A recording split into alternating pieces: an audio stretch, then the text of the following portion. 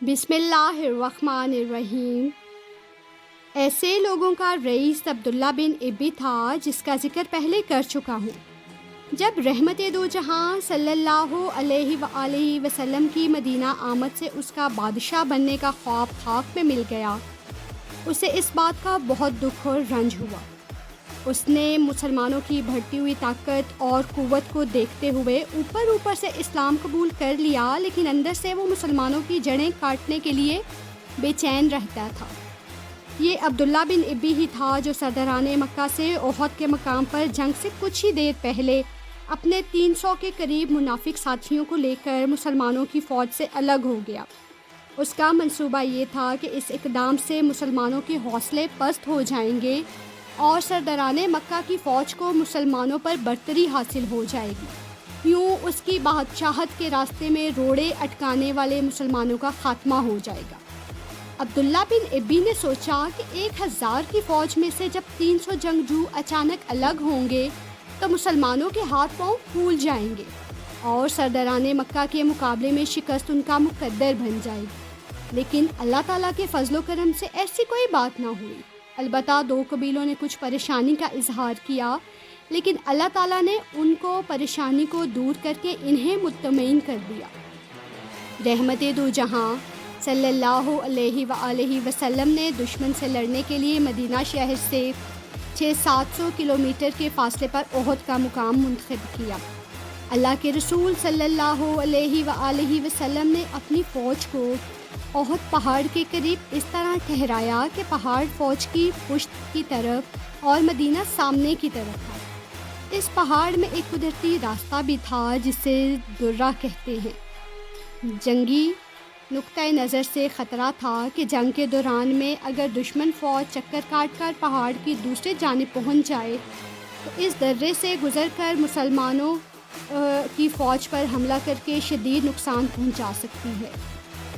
اس خطرے کے پیش نظر اللہ کے رسول صلی اللہ علیہ وآلہ وسلم نے 50 تیر اندازوں کو اس پہاڑی درے کی حفاظت کے لیے مقرر کر دیا اور انہیں حکم دیا کہ جنگ کے دوران جو بھی صورتحال ہو درے کو کسی بھی صورت نہ خالی چھوڑا جائے۔ جنگ شروع ہوئی تو 3000 کی فوج کے مقابلے میں صرف 700 مجاہدین پر مشتمل فوج نے اتنی جرأت اور بہادری دکھائی کہ دشمنی فوج کے لوگ بھاگنے لگے۔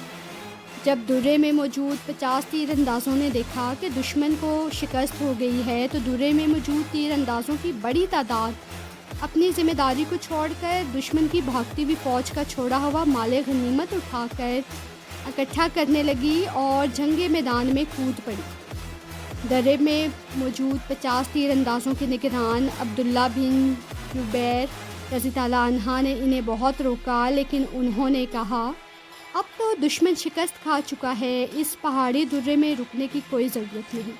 پہاڑی درے کا آپ خصوصی طور پر ذکر کر رہے ہیں، کیا درہ چھوڑنے کی وجہ سے کوئی واقعہ رونما ہوا تھا؟ ساگو نے پوچھا۔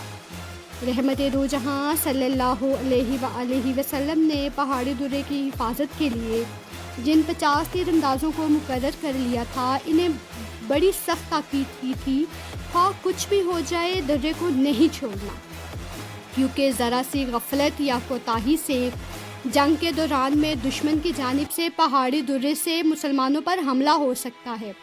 یہ خدشہ درست ثابت ہوا۔ خالد بن ولید جو ابھی مسلمان نہیں ہوئے تھے، وہ دشمن فوج کے ایک دستے کے سردار تھے۔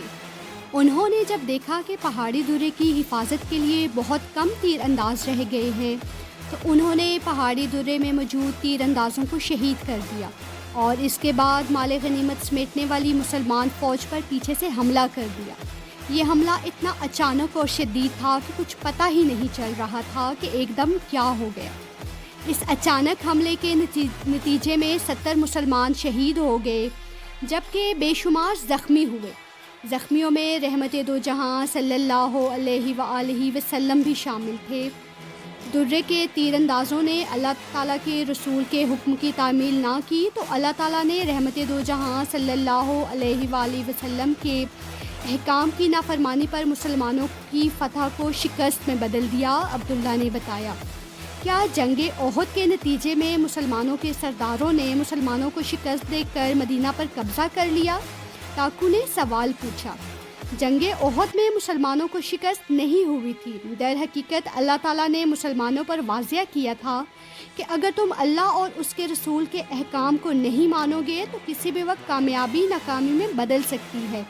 خالد بن ولید اور ان کے مسلح دستے کے اچانک حملے سے مسلمانوں کو وقتی طور پر ناکامی کا سامنا کرنا پڑا، لیکن جلد ہی رحمت دو جہاں صلی اللہ علیہ وآلہ وسلم کے جانثار مجاہدین آپ کے ارد گرد جمع ہو گئے اور دوبارہ صف بندی کر کے دشمنوں کی فوج کی جانب بڑھے۔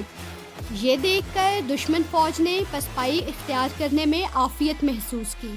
مکہ کے سرداروں کی فوج مدینہ کو فتح نہ کر سکی، البتہ جنگ سے واپسی پر دشمن فوج کے سپہ سالار ابو سفیان نے اعلان کیا کہ اب فیصلہ کن جنگ اگلے سال ہوگی۔ اس کے جواب میں جذبہ ایمان سے سرشار ایک صحابی نے ابو سفیان سے کہا کہ ہمیں تمہارا چیلنج قبول ہے۔